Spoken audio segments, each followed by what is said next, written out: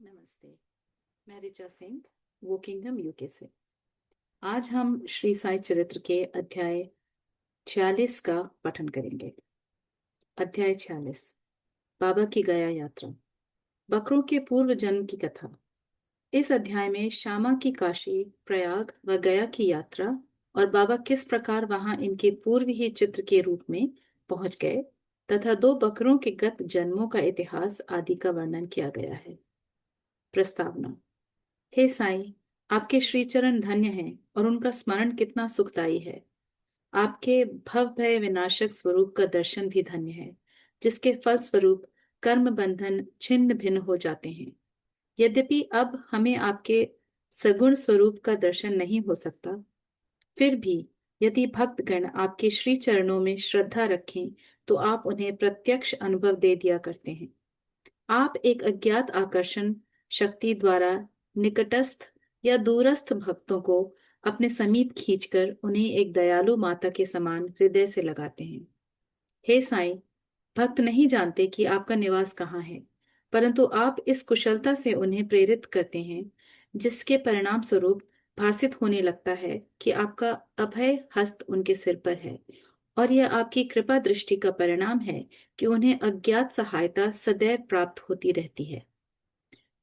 अहंकार के वशीभूत होकर उच्च कोटि के विद्वान और चतुर पुरुष भी इस भव सागर की दलदल में फंस जाते हैं, परंतु हे साईं, आप केवल अपनी शक्ति से असहाय और सुहृदय भक्तों को इस दलदल से उबार कर उनकी रक्षा किया करते हैं।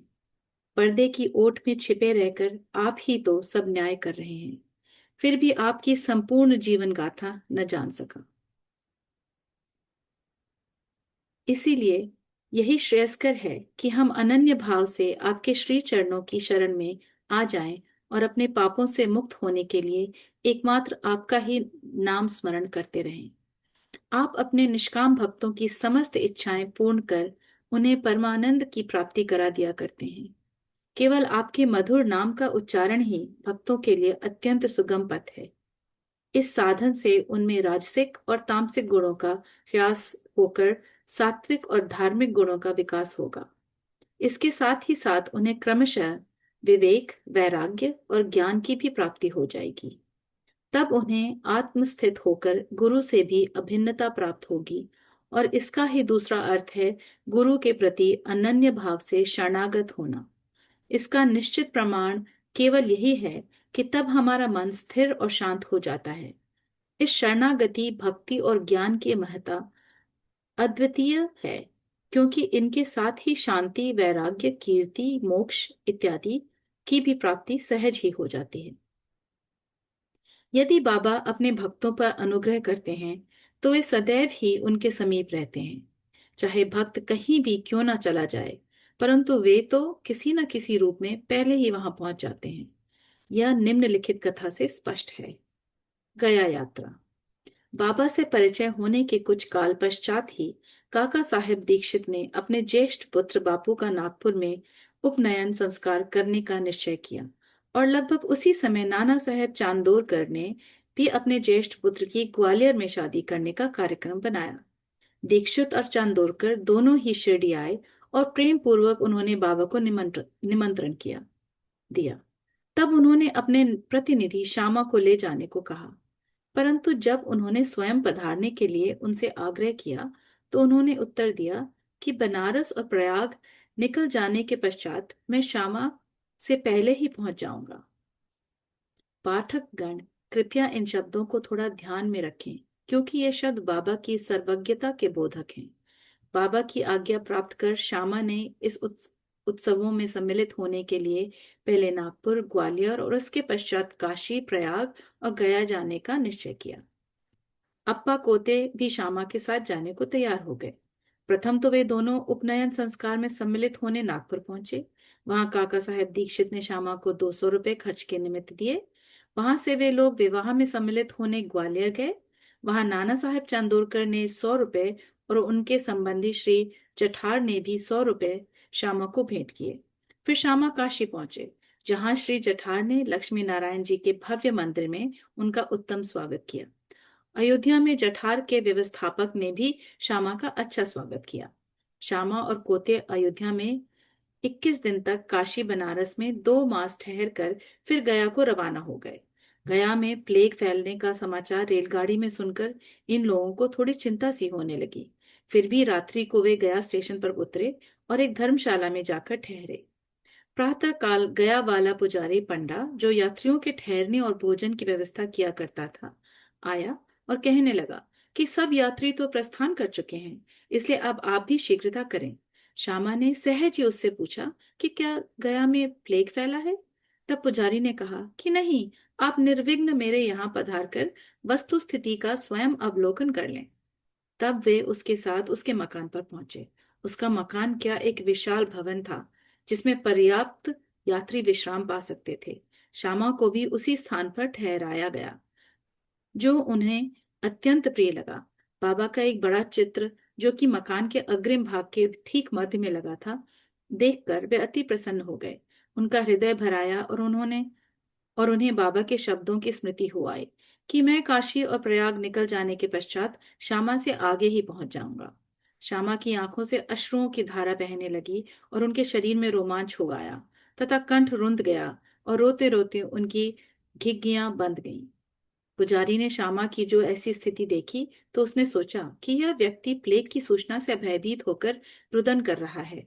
परंतु श्यामा ने उसकी कल्पना के विपरीत ही प्रश्न किया कि यह बाबा का चित्र तुम्हें कहाँ से मिला? उसने उत्तर दिया कि मेरे 200-300 दलाल मनमाड और पुंड तांबे क्षेत्र में कार्य करते हैं। वहां शिरडी के साईं महाराज की कीर्ति मुझे सुनाई पड़ी। लगभग 12 वर्ष हुए मैंने स्वयं शिरडी जाकर बाबा के श्री दर्शन का लाभ उठाया था और वहीं श्यामा के घर में लगे हुए उनके चित्र से मैं आकर्षित हुआ था। तभी बाबा की आज्ञा से श्यामा ने जो चित्र मुझे भेंट किया था, यह वही चित्र है। श्यामा की पूर्व स्मृति जागृत हो आई और जब गया वाले पुजारी को यह ज्ञात हुआ कि ये वही श्यामा हैं जिन्होंने मुझे इस चित्र द्वारा अनुग्रहित किया था और आज मेरे यहाँ अतिथि बनकर ठहरे हैं, तो उसके आनंद की सीमा न रही। दोनों बड़े प्रेम पूर्वक मिलकर हर्षित हुए। फिर पुजारी ने श्यामा का बादशाही ढंग से भव्य स्वागत किया। वह धनाढ्य व्यक्ति था। स्वयं डोली में और श्यामा को हाथी पर बिठाकर खूब घुमाया तथा हर प्रकार से उनकी सुख सुविधा का ध्यान रखा। इस कथा ने सिद्ध कर दिया कि बाबा के वचन सत्य निकले।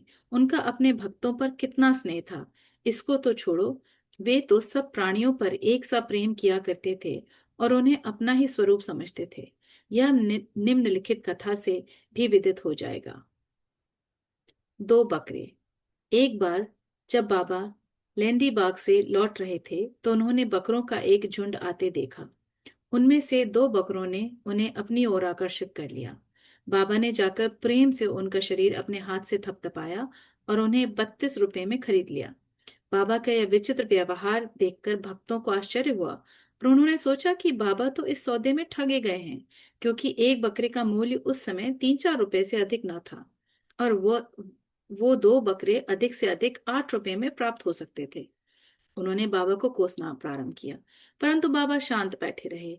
जब श्यामा और तात्या ने बकरे मोल लेने का कारण पूछा तो उन्होंने उत्तर दिया कि मेरे कोई घर या स्त्री तो है नहीं जिसके लिए मुझे पैसे इकट्ठे करके रखने हैं। फिर उन्होंने 4 सेर दाल बाजार से मंगाकर उन्हें खिलाई। जब उन्हें खिला पिला चुके तो उन्होंने उन बकरों के पूर्व जन्मों की कथा इस प्रकार सुनाई। श्यामा और तात्या, तुम सोचते हो कि मैं इस सौदे में ठगा गया हूं, परंतु ऐसा नहीं। इनकी कथा सुनो। गत जन्म में दोनों सगे भाई थे और पहले इनमें परस्पर बहुत प्रेम था, किंतु छोटा भाई बहुत परिश्रमी था, जिसने पर्याप्त धन उपार्जन कर लिया था, जिससे बड़ा भाई अपने छोटे भाई से ईर्ष्या किया करता था।